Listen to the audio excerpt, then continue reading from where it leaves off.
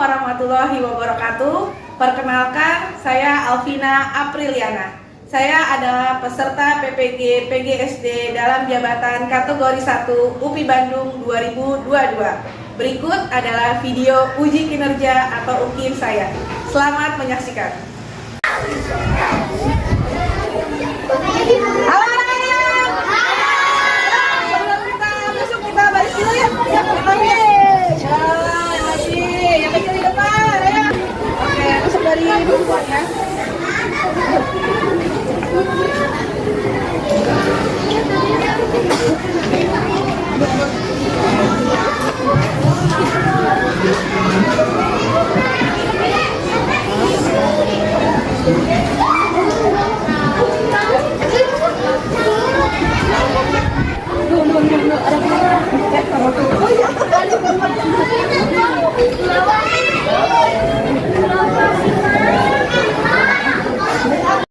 Assalamualaikum warahmatullahi wabarakatuh.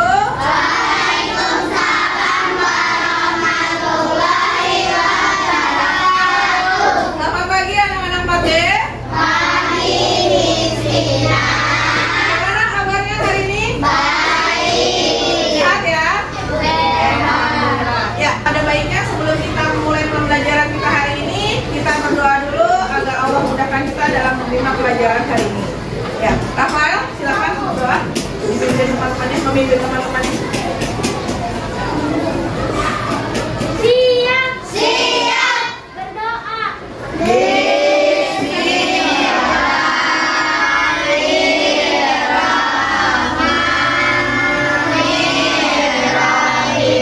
Memberi salam. Assalamualaikum warahmatullahi wabarakatuh. Waalaikumsalam warahmatullahi wabarakatuh. Sekarang kita akan menyanyikan lagu nasional terlebih dahulu ya. Oke, hari ini kita akan menyanyikan lagu Halo Halo Bandung. Siap? Oke. Ya.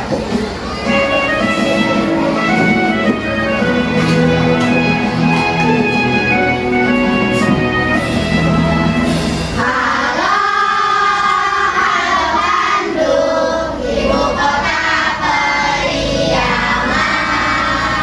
Halo, halo Bandung, kota kenang-kenangan. Sudah lama kita tidak berjumpa dengan kau. Sekarang telah menjadi lautan hati, mari pun rambut kembali.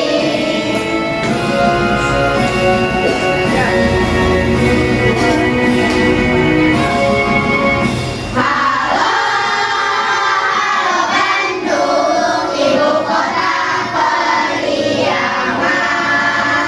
Halo, halo Bandung, kota kenang-kenangan. Sudah kita tidak berjumpa dengan kau. Sekarang telah menjadi lautan hati, mari pun rambut kembali. Sekarang telah menjadi lautan hati, mari pun rambut kembali. Oke, bagus sekali. Ya, sekarang Miss Vina absen dulu ya kehadirannya. Yang Miss Vina sebutkan namanya nggak hadir ya. Ahmad Nur Arifal. Oke, bagus. Aisyah Zahra. Oh, sakit ya, tidak hadir, baik. Alia. Oh, sakit juga, baik. Akila Zia. Hadir. Ya, kita doakan semoga teman-teman kita yang sedang sakit Allah segera berikan kesembuhan sehingga bisa ikut belajar lagi bersama kita. Amin. Baik. Ya. Sebelum kita mulai, Miss Vina mau dengan yel-yel kelas kita dulu, Mbak, biar semangat. Ya, siap. Siap tangannya. Oke, siap. Hitungan Miss Vina ya. 1, 2, 3. Kami adalah perempuan dari semangat dan senyuman siap berprestasi. Tunjukkan bakat, pantang menyerah.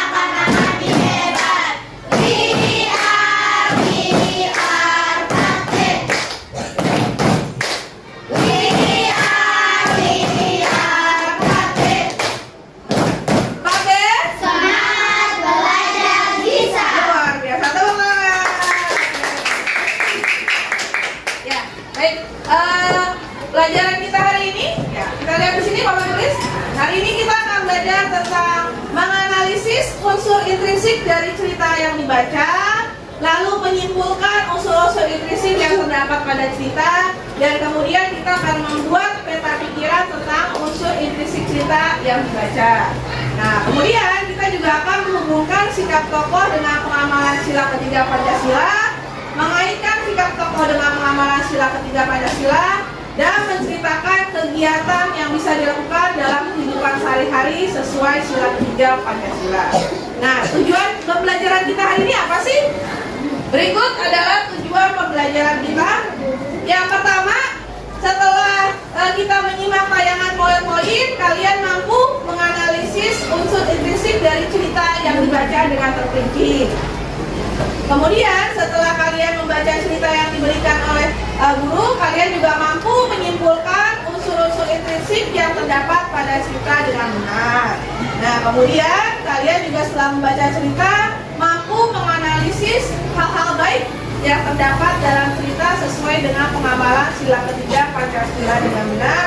Dan kemudian setelah kalian membaca cerita juga, kalian mampu menunjukkan kegiatan yang bisa dilakukan dalam kehidupan sehari-hari sesuai dengan sila ketiga Pancasila dengan tepat. Nah, apakah kalian sudah siap belajar hari ini? Siap. Sudah siap? Siap. Oke, tepuk semangat dulu. 1, 2, 3, tepuk semangat. Semangat. Semangat. Luar biasa. Ya. Oke, nah sebelum kita masuk ke materi pembelajaran, kita akan mengerjakan tes terlebih dahulu ya, namanya pretest. Nah, Miss Vina ingin melihat apakah kalian memiliki pengetahuan tentang materi kita hari ini ya. Jadi Miss Vina akan bagikan soal ya. Kalian kerjakan sebisa kalian ya. Oke, untuk ketua kelompoknya silakan Raisa. Untuk mengambil soalnya. Sakira.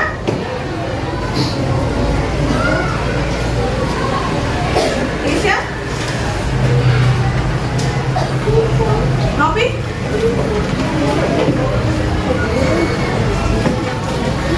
Nadira. Jangan lupa diberikan nama. Sudah? Ya. Tulis nama kalian, lalu kalian kerjakan sesuai dengan kemampuan kalian masing-masing.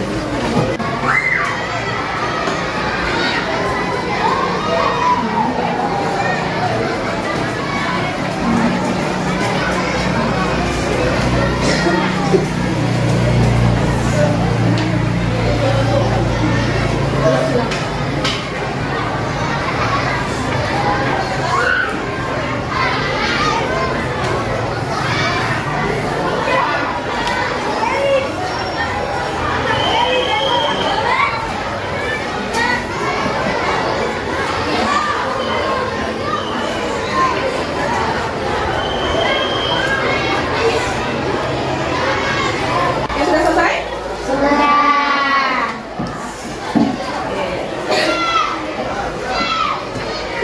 Intinya sudah ketua kelompoknya dalam lingkungan.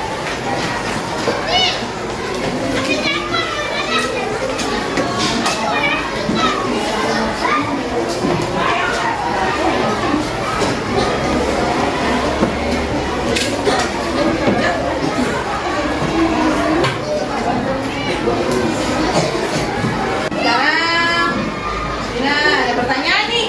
Nah, Sina mau nanya, apakah kalian tahu pekerjaan seorang kepala desa? Apa sih tugasnya kepala desa? Ada yang tahu? Ya, Ipa. Menjaga masyarakatnya. Menjaga masyarakatnya. Bagus. Ya, Zahira. Orang yang peduli terhadap warganya. Bagus. Nadira. Orang yang mengurus warganya. Bagus sekali ya. Raisa. Orang yang memimpin desa. Bagus sekali. Nah, kira-kira hal-hal baik apa saja yang bisa kita contoh dari seorang kepala desa? Baik hati. Baik hati, bagus sih Pak. Rama, Sakira. Hah? Oh? Semua tahu-tahu. Oke, semua tahun-tahun aja. Membantu masyarakat. Nah, itu adalah contoh hal-hal baik yang bisa kita contoh dari seorang kepala desa. Nah, berikut ini di sini ada sebuah cerita nih, sebuah cerita seorang kepala desa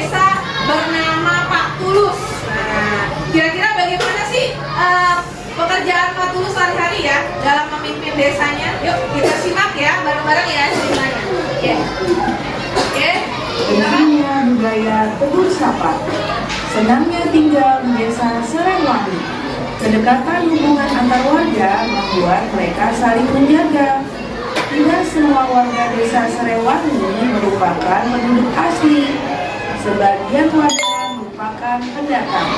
Mereka masuk ketika kampung ini dibuka sebagai wilayah transmigrasi. Walau demikian, perbedaan asal-usul tidak merendahkan kedekatan mereka. Kedekatan antar warga dimulai dengan kebiasaan saling tegur sapa. Ketika berpapasan di lorong antar rumah, di jalan, atau di pasar, tak pernah terlewat untuk saling menegur. Sekedar mengucap selamat pagi, selamat siang, selamat sore, sampai bertukar kabar atau berbincang sejenak. Mereka semua saling kenal, semua saling peduli. Di ujung jalan tinggal Nenek Ija seorang diri. Ia penghuni tertua di sini. Walau begitu, ia masih mandiri melakukan kesibukan di rumahnya. Kadang ia terlihat menyapu pelan daun-daun di halaman rumah. Lain waktu ia duduk beristirahat di beranda. Pak Tulus, sang kepala desa, rajin menyapa Nenek Ija. Pagi hari sambil berangkat kerja, ia kerap mampir untuk sekedar mengantarkan ubi atau singkong rebus. Sore hari ia lewat lagi seraya melambai pada Nenek Ija yang duduk di beranda. Ada suatu pagi Pak Tulus tidak menjumpai Nenek Ija di halamannya. Sore harinya beranda rumah Nenek Ija masih tetap sepi. Pak Tulus menyempatkan untuk singgah. Pak Tulus mengetuk pintu, tetapi tak dijawab. Pak Tulus membuka pintu dan melangkah masuk. Apa terkejutnya beliau menjumpai Nenek Ija terkulai lemas di depan ruang tengahnya. Diraba daunnya, terasa agak hangat. Rupanya Nenek Ija sakit. Pak Tulus menyesal tidak menyempatkan mampir tadi pagi. Namun belum terlambat.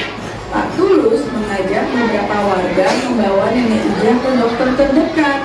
Pak Tulus mengatur jadwal warga yang akan bergantian menjaga Nenek Ija sampai pulih.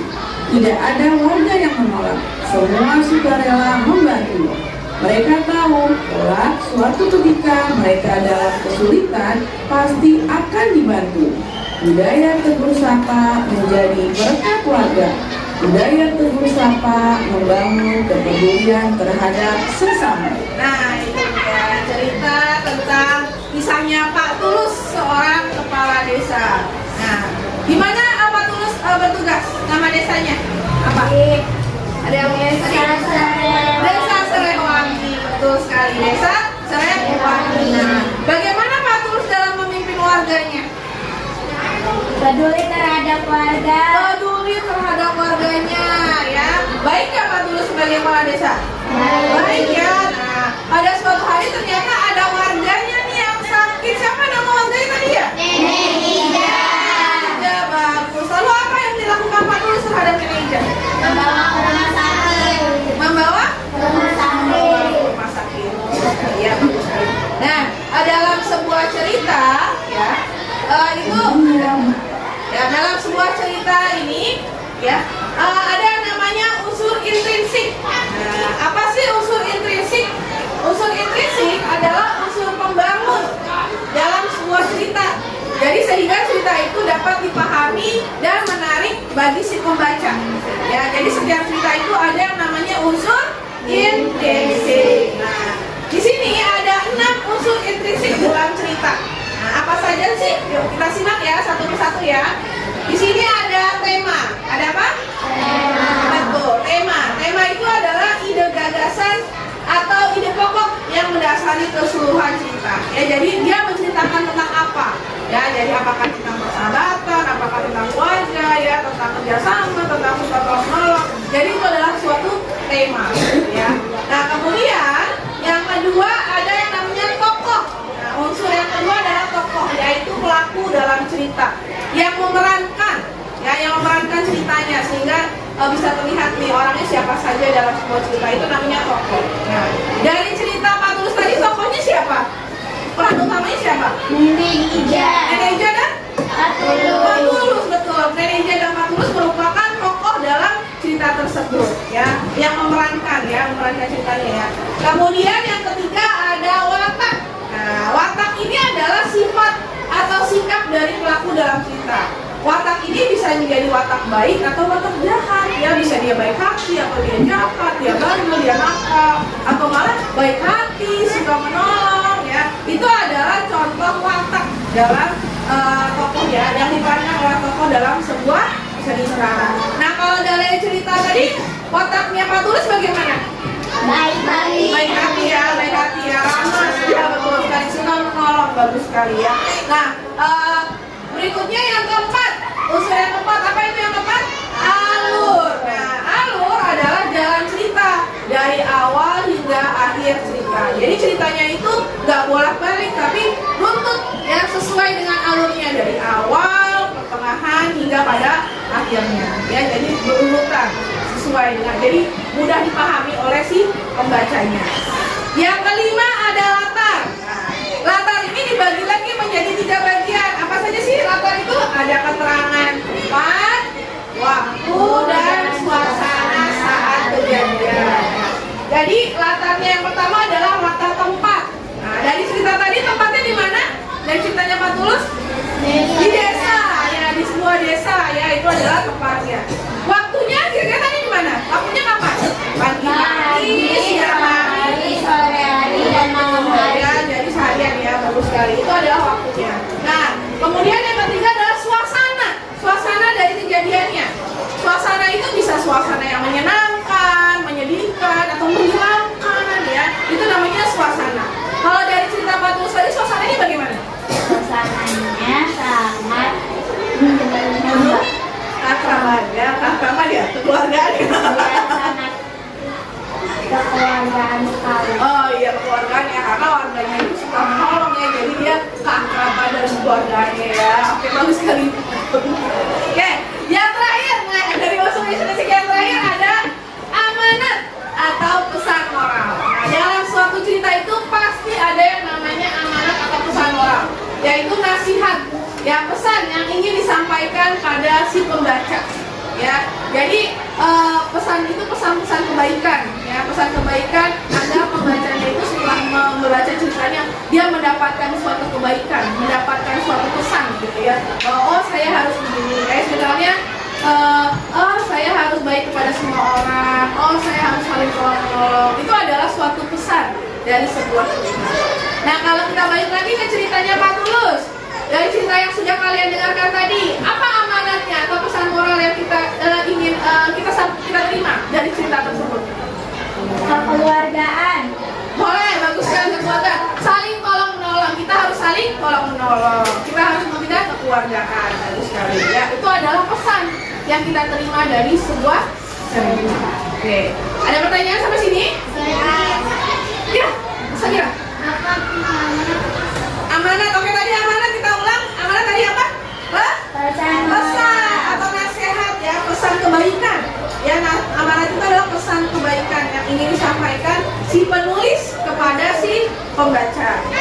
Jadi si pembaca itu pada saat membaca cerita itu nggak cuma baca cerita aja, oh udah selesai, tapi ada suatu nilai, ada suatu pesan kebaikan. Oh, setelah saya membaca ini saya harus seperti ini, saya harus baik kepada orang, saya harus suka menolong, gitu, ya, seperti itu. Jadi ada kebaikan yang kita terima dari membaca cerita tersebut.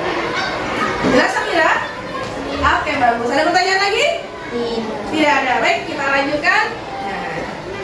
Nah, kita sampai pada tugas kita hari ini. Ya, tugas hari ini adalah membuat peta pikiran. Ya, nah, Miss Vina akan bagikan tiap kelompok. Yang ini adalah tugas kelompok. Ya, Miss Vina akan bagikan LKPD kepada setiap kelompok. Nah, tugas kalian setiap kelompok adalah membaca cerita kembali pentingnya budaya Teguh Sapa. Lalu setelah kalian baca ulang, kalian buat peta pikiran tentang cerita tersebut. Tentukan unsur-unsur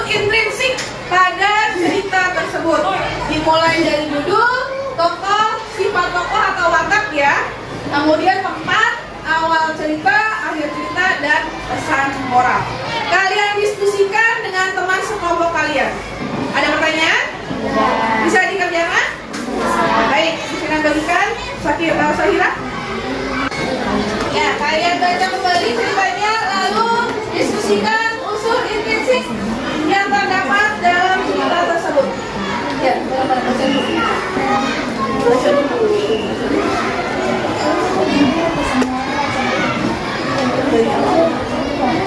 Ya.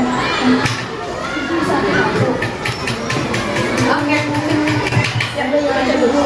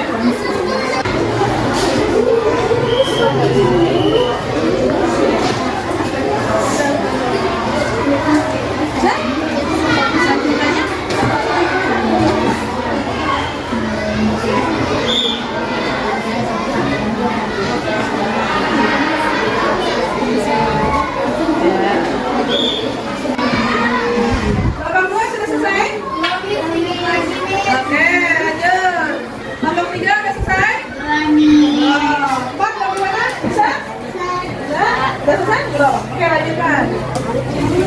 Kelompok 5 sudah selesai? Sudah. Oh, udah. Oke, bagus sekali. Oh, udah cek semua? Oke. Ya, nanti bersama-sama.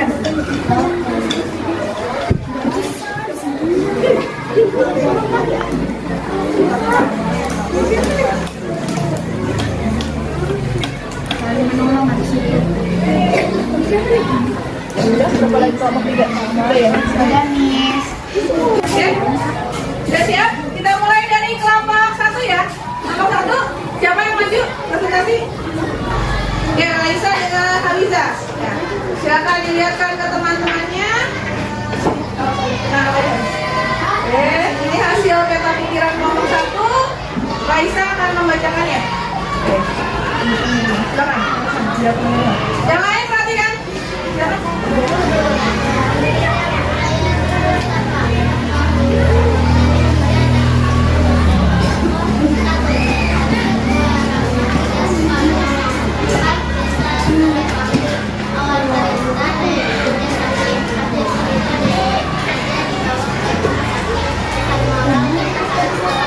Oke, bagus sekali. Tepuk sama?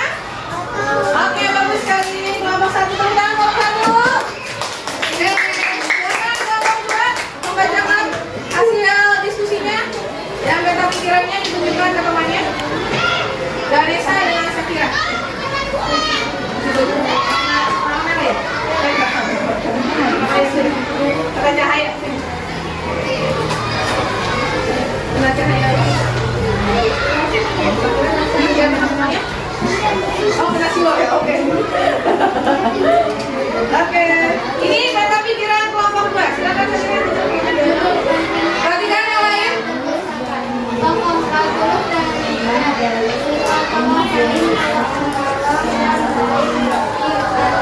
Oke. Desa Seremoni. Desa Seremoni. Awal cerita ini desa kehidupan menit cerita populer membawa yang menit. Pesan moral kita harus saling mengerti. Oke. Oke, tepuk tangan untuk kelompok 2. Ya, kita coba. Berarti tadi sudah kalian jawab, diskusikan dan jawab bersama-sama. Judulnya apa tadi? Budaya. Bagus. Oke. Sama semua ya berarti ya? Sama semua? Oke. Tokohnya siapa saja tadi? Tulus dengan Nenek Ija. Betul semua? Sama ya? Oke. Sifat tokohnya mana-mana?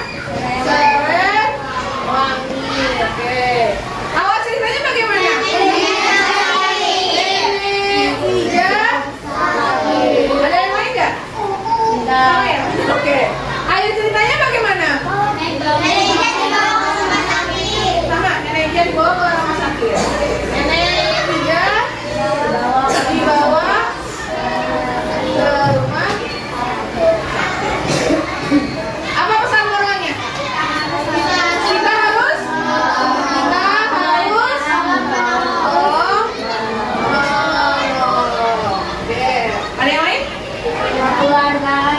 Oh ya, kita harus menjalankan kekeluargaan ya. Sikap kekeluargaan. Sikap kekeluargaan. Boleh? Oke, bagus sekali. Oke, tepuk tangan buat semuanya, luar biasa. Oke. Nah, selanjutnya nih, setelah kita membahas tentang cerita Patulus dan unsur intrisinya, di sini ingin bertanya nih kepada kalian. Nah, hal-hal baik apa saja yang bisa kita contoh dari Patulus? Siapa yang bisa jawab? Apa? Baik hati, saling menolong, ramah. Bagus sekali. Itu adalah hal-hal baik yang bisa kita contoh dari Patulus. Nah, kira-kira apakah Patulus sudah mengamalkan sila ketiga Pancasila? Sudah. Ya, karena Patulus dari menolak. Nah, kalau sekarang hal-hal baik apa saja yang bisa kita contoh dari warga desa Srewangi? Menolong sesama. Menolong sesama, tidak membeda-bedakan. Bagus ya. Jadi kalau menolong itu kita tidak boleh membeda-bedakan. Ya, bagus sekali. Nah, berarti warga Srewangi itu sudah mengamalkan sila ketiga Pancasila belum? Sudah, betul sekali. Nah, oke, bagus sekali. Nah, sekarang bagaimana jika kalian meskipun bukan warga desa Srewangi, apakah kalian apa yang akan kalian lakukan jika melihat Nenek Indah? Menolongnya, betul ya, membawa ke rumah sakit. Bagus sekali ya. Oke. Nah, berarti kita kembalikan ke pengamalan sila ketiga Pancasila dalam kehidupan sehari-hari. Nah, apa saja sih? Kita simak video berikut ini. Silakan disimak. Kita akan belajar pengamalan sila ketiga Pancasila dalam kehidupan sehari-hari. Anak-anak, seperti kita ketahui bahwa sila ketiga adalah persatuan Indonesia dengan simbol pohon beringin. Dengan artinya, meskipun kita berbeda suku bangsa, tetapi masih dalam negara yang sama, yaitu Indonesia. Hal ini menunjukkan bahwa kita harus bersatu dan hidup rukun dalam menjalani kehidupan sehari-hari dengan orang lain. Berikut contoh kegiatan sehari-hari yang mencerminkan pengamalan sila ketiga Pancasila. 1. Di lingkungan keluarga, kita harus saling menyayangi, menghormati, dan bekerja sama dengan keluarga yang lain.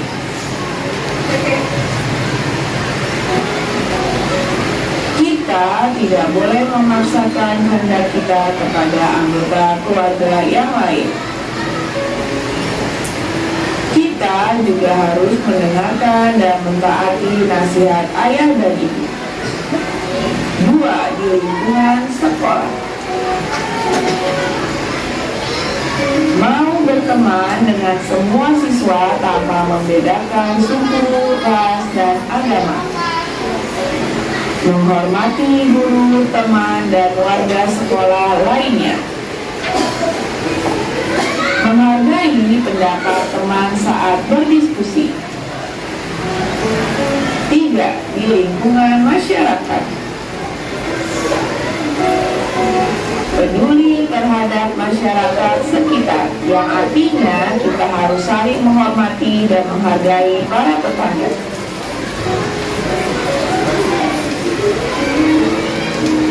Ikut serta dalam menjaga keamanan lingkungan sekitar.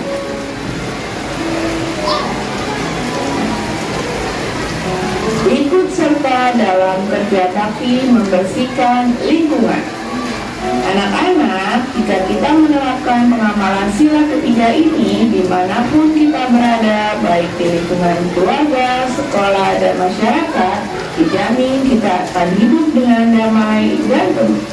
Oke, itu dia contoh-contoh pengamalan sila ketiga dalam kehidupan sehari-hari. Nah, sekarang dari pembahasan kita tentang pengamalan sila ketiga dalam kehidupan sehari-hari, nah, sekarang sudah tanya kepada kalian, apakah kalian pernah mengamalkan sila ketiga dalam kehidupan kalian sehari-hari? Ya, siapa yang punya pengalaman? Ada Ipa lagi ya, silakan Ipa.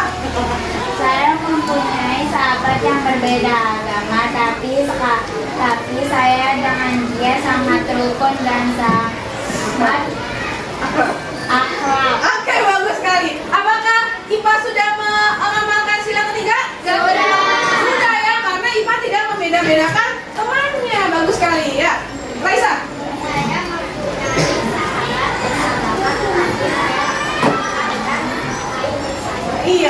kalian walaupun beda agama tetap bermain bersama ya. Bagus sekali. Apakah Raisa sudah mengamalkan sila ketiga? Sudah. Bagus sekali ya. Syakira? Saya orang Jawa, tetapi saya mempunyai saya Saling tolong menolong ya. Tapi ngomong bahasa Indonesia ya. Bukan bahasa Jawa ya. Oke, bagus sekali. Apakah Syakira sudah mengamalkan sila ketiga? Sudah. Bagus sekali. Luar biasa. Oh, ternyata anak-anak 4D suka tolong menolong. Luar biasa. Tepuk tangan dong anak-anak 4D.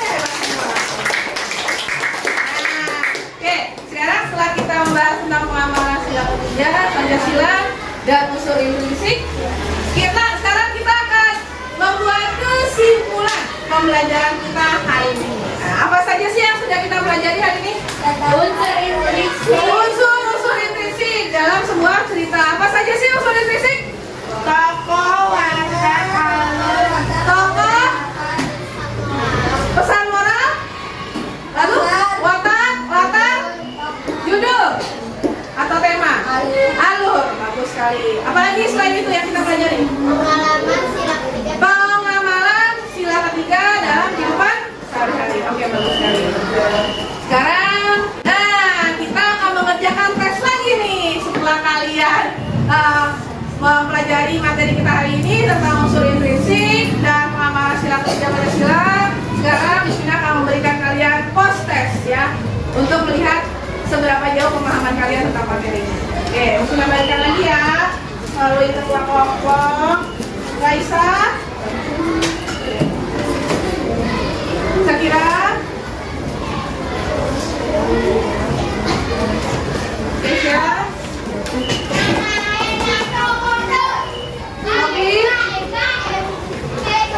Nadira,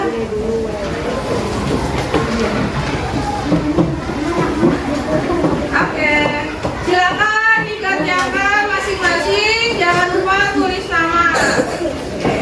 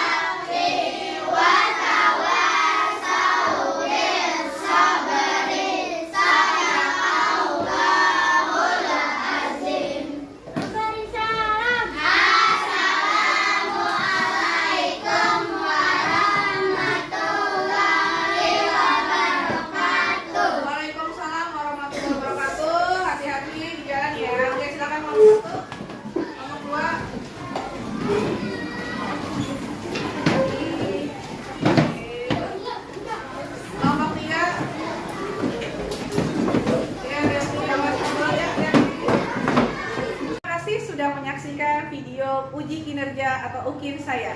Maju terus pendidikan Indonesia. Wassalamualaikum warahmatullahi wabarakatuh.